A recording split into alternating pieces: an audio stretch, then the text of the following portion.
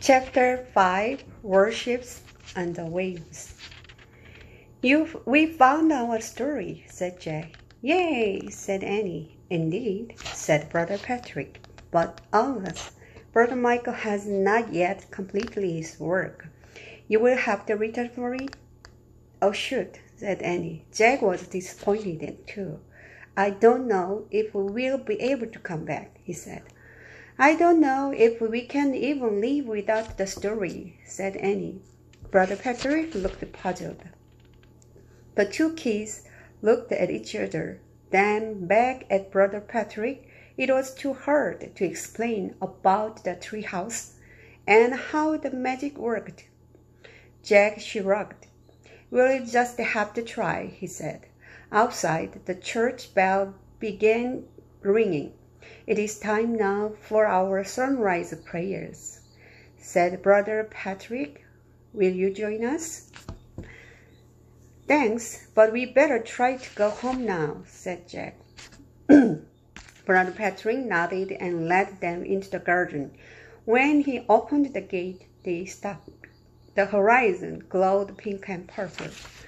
The sun had started to rise.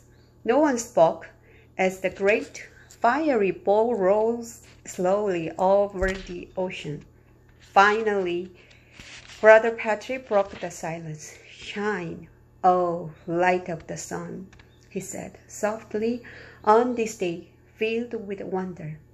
That's beautiful, said Annie. Jack smiled. He agreed. Brother Patrick turned to them. It is such a sight as this that inspire our bow making, he said. Now go, and may God be with you on your voyage home. Thanks, said Jack and Annie. Do you need me to guide you to your boat? He asked.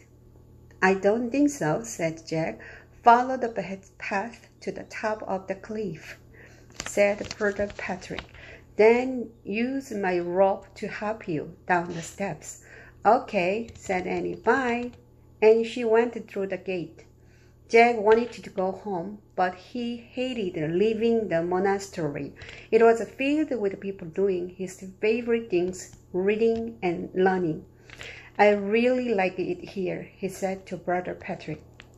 I'm glad, but you must go now while the weather is with you, said the monk.